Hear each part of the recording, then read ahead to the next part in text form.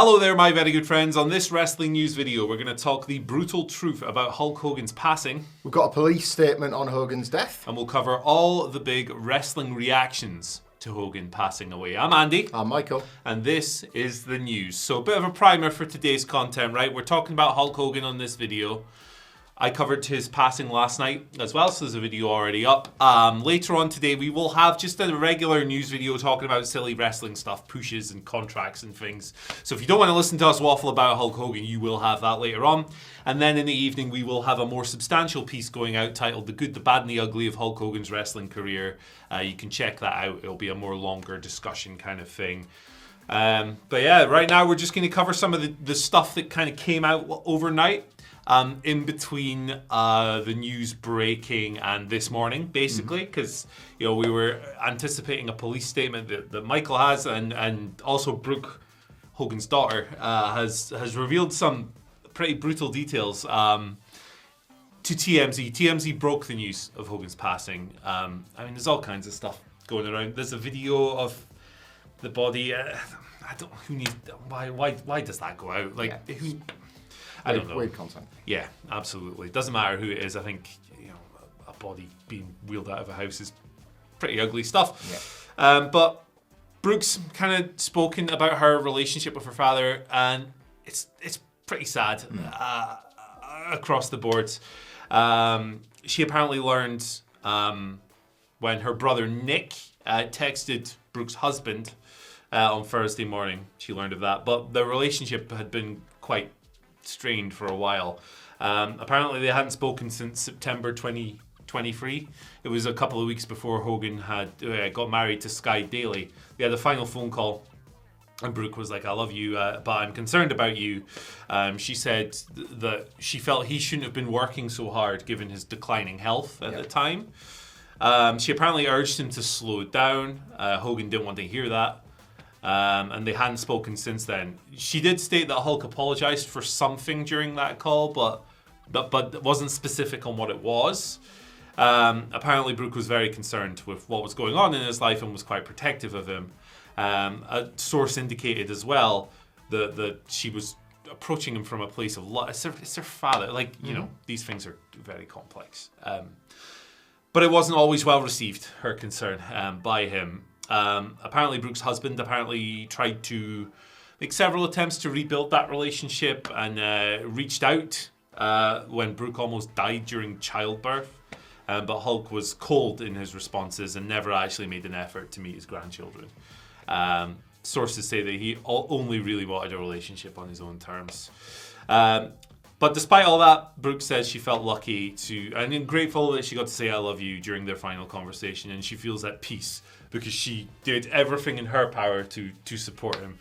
So yeah, it's the Hulk Hogan. There's a lot of stuff out there regarding Terry Bollea, right, and his behaviors and his views and stuff. And we are going to cover that this evening, by the way, in the longer form video. But ultimately, when someone passes away, it doesn't really matter who they are. I immediately think about the family, and this is his daughter, and she had his grandkids and stuff who he never wanted to meet, and that's above all else. I think that's just really brutal, sad, and a real shame. The relationships got to that point because seemingly of Terry's behaviour. Yeah, primarily. There's going to be loads of discussion in the days, the weeks, the months, forever on the legacy of Hulk Hogan and indeed the legacy of Terry Bollea and how they overlap and how they are very different and all that sort of stuff.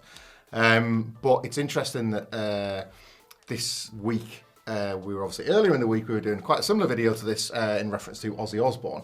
And then in the aftermath of his passing, what we saw were a lot of images of him getting those precious moments with his grandchildren. Kelly's son or daughter, I think it was. I think so. I've got images in my head of him holding up a baby, with big smiles, as you can imagine, and that sort of stuff, and just how close that family were, in spite of obviously how different and weird and difficult it must be in ways that we kind of can't comprehend when you live so much of your life in the public glare and all that kind of thing, complexities along the way, as with all families.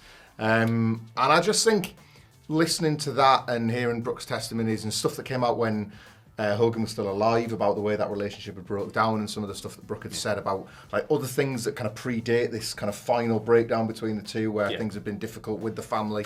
That's a legacy thing worth thinking about too. Gives us all pause, I think. Like Brooke Hogan, I think, comes out of this with quite a lot of dignity. Agreed. Especially in a time that must be like unimaginably challenging for her and difficult to kind of pass, and she now will be thrust into a sort of position where she will be expected to comment to the public when she might just want to close the curtains and take time to think about it herself, you know? So I think she kind of already, I think, is handling this with quite a remarkable amount of dignity and grace. But yeah, it's just something that I don't know. I'm a dad, you know, and this sort of stuck with me about like what legacy is it that you actually want to leave, and especially when you like live a life in the public eye as Hogan did, for better and worse, and used that public eye in order to keep himself. You know, he very openly wanted to stay in the public. And this conversation about work, when we talk about work, it's not about him going to a quiet office job, is it? No. It's about him staying on the road, whether it's wrestling related stuff, beer related stuff. It's stuff the American freestyle thing. Coming up. And I don't know. It really did give me pause to think about like what legacy it is that you want to leave, and when it's the time to take stock of the really important things and stuff. And an extra sort of layer of sadness around this.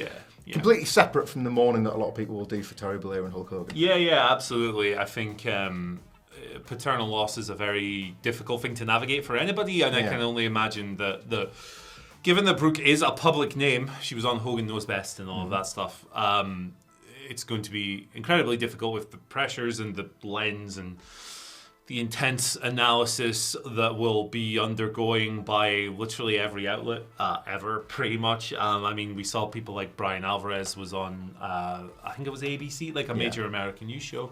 I believe Sean Ross Sapp was as well, and a few others too. So, you know, it's a mainstream story. It's Hulk Hogan. He's he was a genuine cultural icon.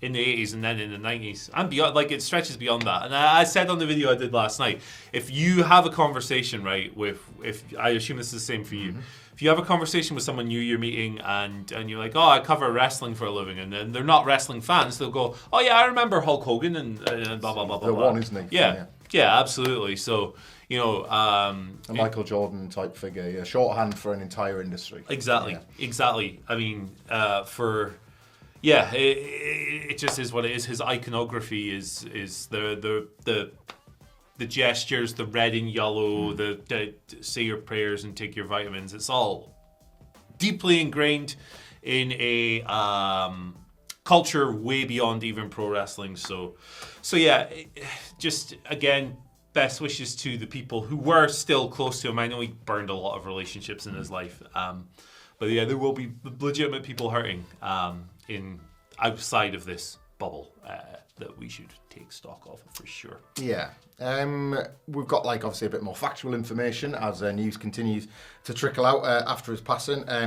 There's a police statement that has now been formally released on the passing of Terry Bollea. This is from the Clearwater Police Department, which I'll just read this word for word. Clearwater Fire and Clearwater Police Department personnel responded to a medical call at 9:51 a.m. today, obviously yesterday, the 1000 block of El Dorado Avenue on Clearwater Beach. The nature of the call was for a cardiac arrest. A 71-year-old resident, Terry Bollea, also known as Hulk Hogan, was treated by Clearwater Fire and Rescue crews before being taken to Sunstar to Morton Plant Hospital, where he was pronounced deceased. That was obviously something that came out last night. You kind of expect these, just as a record of his passing ultimately, and a record of the process and all that sort of thing.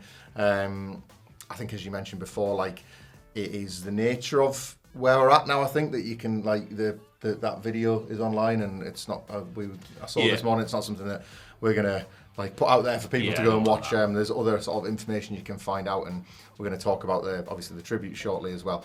But yeah, just I guess this sort of formal record stuff feels like the I don't know, the reality of the administration that has to go on when something like this occurs. People do want to know the information, the facts and things like that as well. It's going to be all, well, not all, but it's going to be predominantly opinion. And Terry Bollea / Hulk Hogan generated just about every opinion. To your point about the good, the bad, and the ugly, you're going to see that everywhere, all day, from pretty much everybody. I'll be surprised if there's anybody that has a single unilateral take on Hulk Hogan. So yeah, this is more the sort of former record stuff in like to go alongside what's going to be like waves and waves and waves of opinion on the man. Absolutely, and the full breadth of the legacy should be covered, I believe, and then we will attempt to do that later today.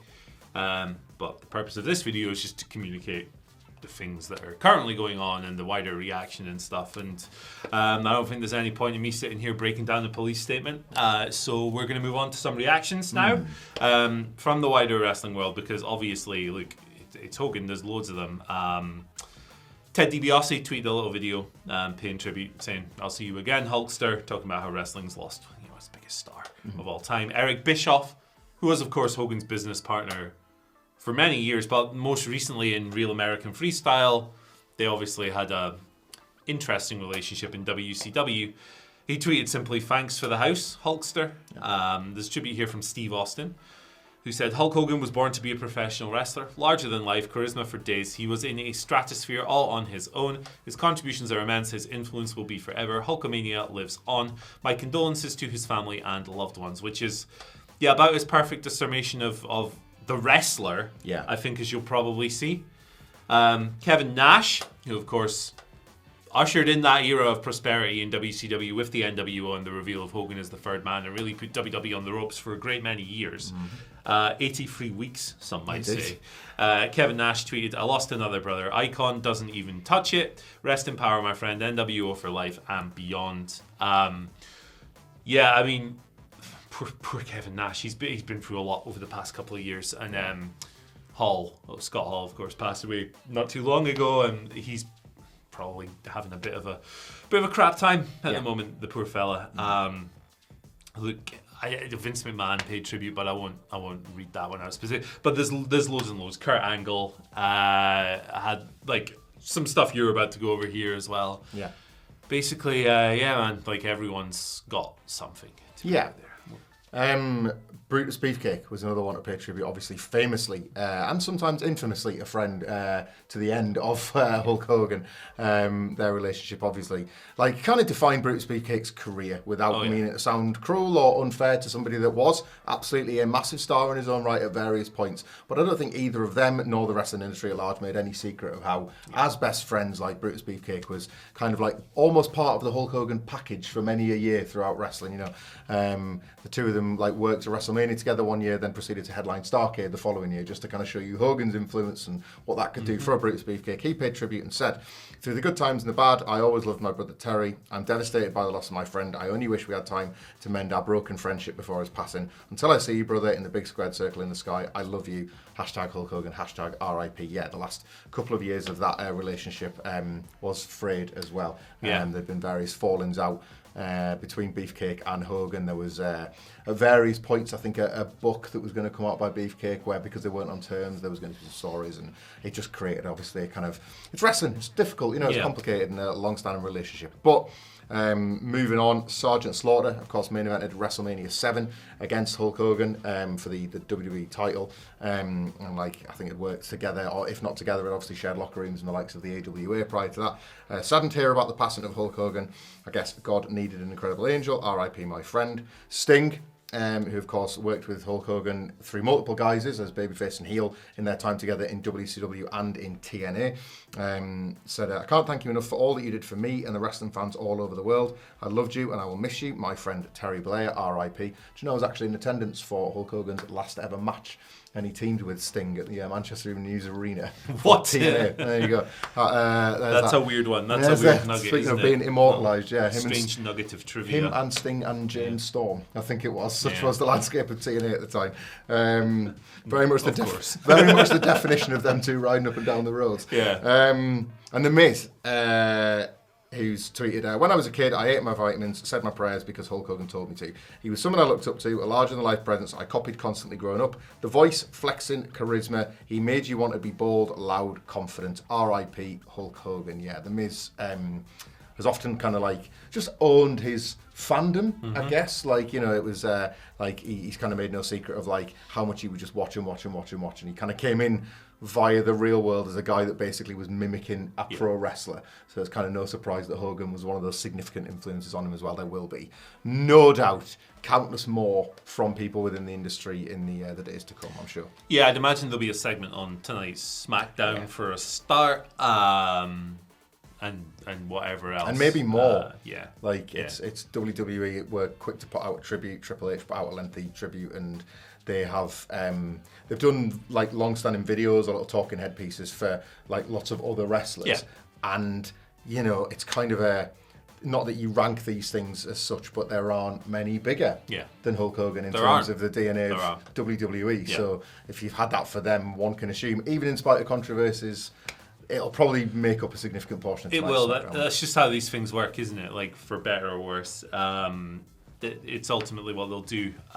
So yeah, expect that tonight. WWE obviously were quite quick to put out a statement on their website and stuff like that. But yeah, you can expect these reactions to keep pouring in, and we'll have a piece on our website very shortly. Actually, it'll be up by the time you're watching this, compiling a bunch of them that will keep updated as well. But yeah, look, it's a huge story. We're going to talk about Hulk more later, and Terry more later on today in a video due to go out in the evening. But later, if you're just sick of, like I said earlier, if you don't want to hear any more about Hulk Hogan, and I understand people why they wouldn't, we'll have a story about silly wrestling things in a couple of hours as well. But thank you for joining us on this one. We'll be back in a few hours. See you soon.